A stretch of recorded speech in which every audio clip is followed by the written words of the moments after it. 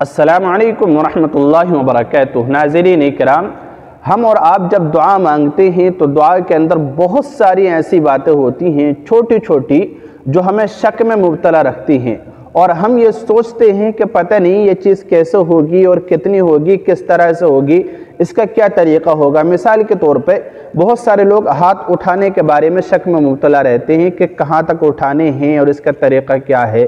اسی طرح سے دعا کہاں سے شروع کرنی ہے، کس طرح سے شروع کرنی ہے، دعا کے اندر کیا مانگنا ہے اور کس طرح سے دعا کو ختم کرنا ہے۔ یعنی دعا کے درمیان کی بہت ساری چھوٹی چھوٹی ایسی باتیں ہیں جو ہمیں پتہ نہیں ہوتی، جن کی وجہ سے دعا کی قبولیت میں دیر ہو جاتی ہے۔ جو ہم اللہ تعالی سے دعا مانگتے ہیں اس کا نتیجہ، اس کا اثر ہمیں فوراً ظاہر نہیں ہوتا، تو چھوٹی چھوٹی باتوں کو بھی ہم اپنے درمیان سے ختم کریں اور صحیح طرح سے دعا مانگنے کی کوشش کریں۔ تو اس ویڈیو کے اندر میں ان تمام باتوں کی نشاندہی کروں گا اور دعا کے آداب بتلاؤں گا۔ تقریباً وہ 7 باتیں ہیں جو میں آپ کو بتانے جا رہا ہوں۔ دیکھیے، سب سے پہلا مسئلہ جو رہتا ہے وہ یہ کہ ہاتھ کہاں تک اٹھائیں، ہاتھ کتنے اٹھانے چاہیے۔ بہت سارے لوگ اوپر تک اٹھاتے ہیں، بہت سارے نیچے آرام سے بیٹھ جاتے ہیں، بہت سارے عجیب طریقے لوگوں میں ملتے ہیں۔ دیکھیے، جو صحیح طریقہ ہے اور دعا کے آداب میں سے وہ یہ کہ سینے کے برابر ہاتھ اٹھائے جائیں، سینے کے سامنے تک۔ سینے کے برابر جب ہم ہاتھ اٹھائیں گے تو پھر یہ دعا کے آداب میں سے ہے، پھر انشاءاللہ ہمیں دعا مانگنے میں مزہ الگ ہی آئے گا۔ اور دوسری بات یہ ہے کہ دعا میں ہاتھ کس طرح سے رکھنے چاہیے، اس کا طریقہ کیا ہے۔ بہت سارے لوگ ایسے بیٹھ جاتے ہیں، بہت سارے زیادہ ہاتھ پھیلا کے بیٹھ جاتے ہیں، بہت سارے ملا کے بیٹھتے ہیں۔ تو دیکھیے، ہاتھ سینے کے سامنے رہنے چاہیے اور ہاتھوں کے درمیان مختصر سا فاصلہ رہنا چاہیے، ملے ہوئے بھی نہ ہوں اور زیادہ فاصلہ بھی نہ ہو، اس طرح ہلکا پھلکا سا اس طرح سے فاصلہ رہنا چاہیے۔ یہ دعا کے آداب میں سے ہے۔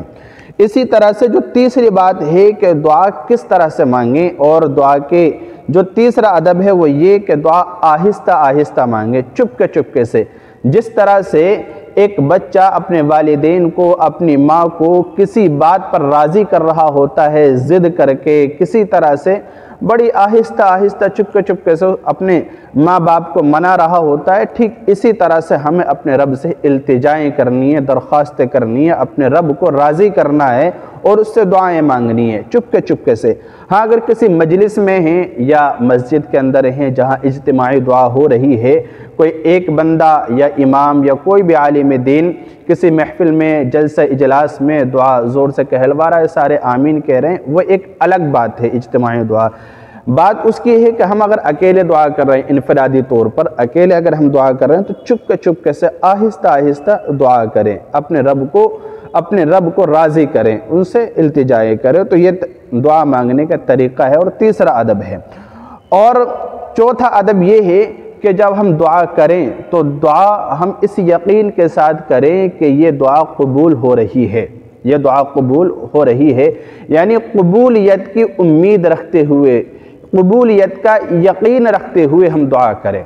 ہمیں یہ پختہ یقین ہونا چاہیے کہ ہم اپنے رب سے جو کچھ بھی کہہ رہے ہیں یا جو کچھ بھی مانگ رہے ہیں، اللہ تعالیٰ اس کو قبول فرما رہا ہے، اور اللہ تعالیٰ میری ایک ایک بات کو جو میں دل میں سوچ رہا ہوں، ذہن میں سوچ رہا ہوں، میں خیال میں لا رہا ہوں، ایک ایک بات کو میں زبان سے کہہ رہا ہوں، ساری بات اللہ تعالیٰ سن رہا ہے اور میری ساری دعائیں انشاءاللہ قبول ہو کر رہیں گی، اللہ تعالیٰ قبول کرے گا۔ تو قبولیت کے یقین کے ساتھ ہم دعا کریں، یہ دعا کا چوتھا ادب ہے۔ اور دعا کے آداب میں سے 5واں ادب یہ ہے کہ دعا کے شروع میں حمد و ثنا پڑھیں۔ پہلے جب ہم دعا کا آغاز کریں، دعا کی شروعات کریں، تو پہلے اس طرح کے کلمات کہیں جیسے الحمدللہ والصلاة والسلام علی رسول اللہ، یعنی پہلے اللہ رب العزت کی حمد ہونی چاہیے اور اس کے بعد رسول اللہ صلی اللہ علیہ وسلم پر درود پڑھنا چاہیے۔ اس طرح سے بھی کہہ سکتے ہیں الحمدللہ رب العالمین، یہ سب سے پہلے کہہ لیں، یا پوری سورہ فاتحہ پڑھ لیں اور اس کے بعد درود شریف پڑھیں سورہ فاتحہ کے بعد۔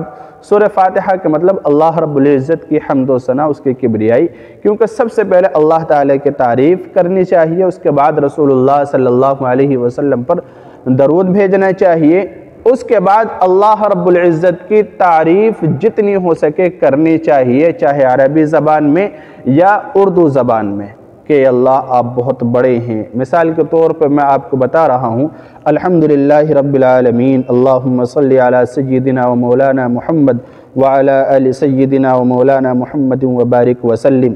یہ پڑھنے کے بعد پھر ہم دعائیں جو قرآن کریم میں ربنا آتنا فی الدنیا حسنہ یا اس طرح کے جتنے بھی ربنا قرآن کریم میں آئے ہیں جو دعائیں ہیں، تو ان دعاؤں کو ہم زیادہ سے زیادہ پڑھیں اگر یاد ہوں، یا احادیث کے اندر جو عربی الفاظ میں دعائیں آئی ہیں پیارے رسول صلی اللہ علیہ وسلم سے منقول ہیں، ہمیں جو بھی یاد ہیں ہم وہ دعائیں پڑھیں۔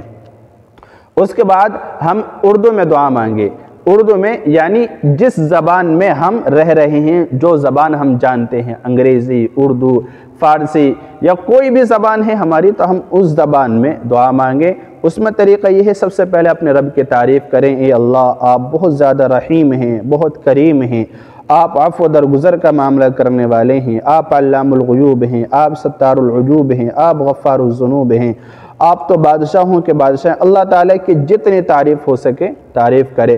اس کے بعد اپنی عاجزی کو بیان کرے، اپنی عاجزی کو اے اللہ میں بہت کمزور بندہ ہوں، میں بہت گناہگار بندہ ہوں، میں بہت ذلیل اور رسوا بندہ ہوں، اے مولا کریم ساری مخلوق مجھ سے بہت اچھی ہے، اللہ میں بہت کمزور بندہ ہوں، میری مغفرت فرما۔ اس طرح سے دعا کرے، کیونکہ دعا کے شروع میں جب اللہ کی تعریف اور رسول اللہ صلی اللہ علیہ وسلم پر درود بھیج دیا جاتا ہے، اور یہی طریقہ آخر میں اختیار کیا جاتا ہے۔ مثال کے طور پہ جب دعا ختم کرتے ہیں تو یہ الفاظ ہوتے ہیں عام طور سے صلی اللہ تعالی علی خیر خلقہ محمد وآلہ واصحابہ اجمعین برحمتک یا ارحم الراحمین، ہے نا؟ تو پہلے رسول اللہ صلی اللہ علیہ وسلم پر درود پڑھا گیا، اس کے بعد آخر میں اللہ تعالیٰ کی حمد ہوئی برحمتک یا ارحم الراحمین، اے بہت زیادہ رحم و کرم کرنے والے ہم پر رحم فرمائیے۔ تو اس طرح کے الفاظ ہوتے ہیں، تو دعا کے شروع میں حمد و ثنا ہو جائے اور اسی طرح آخر میں جب ہو جائے تو دو حمد و ثنا کے درمیان میں دو مرتبہ درود شریف پڑھنے کے درمیان میں جتنی بھی دعائیں ہوتی ہیں اللہ تعالیٰ درود شریف کی برکت سے ساری دعائیں قبول کر لیتا ہے۔ تو یہ اس لیے دعا میں یہ طریقہ اختیار کرنا چاہیے۔ تو جو پانچواں ادب ہے وہ یہ کہ دعا کے شروع میں اور دعا کے آخر میں حمد و ثنا ضرور پڑھیں۔ اسی طرح سے جو چھٹا ادب ہے وہ یہ ہے کہ قبلے کی طرف روح ہو کر، یعنی قبلے کی طرف رخ کر کے دعا مانگے، قبلے کی طرف رخ کر کے دعا مانگے۔ اور جب ہم دعا کے لیے بیٹھیں تو اس طرح سے بیٹھیں جیسے اتحیات میں بیٹھتے ہیں، نماز پڑھتے ہوئے اتحیات میں بیٹھتے ہیں، اس طرح سے بیٹھ کر ہم دعا مانگیں۔ تو یہ بھی دعا کے ادب میں سے ہے، قبلے رخ ہو کر۔ ویسے تو کسی بھی طرف رخ کر کے دعا کر سکتے ہیں، لیکن دعا کے آداب میں سے یہ ہے کہ قبلے کی طرف رخ کر کے دعا مانگے۔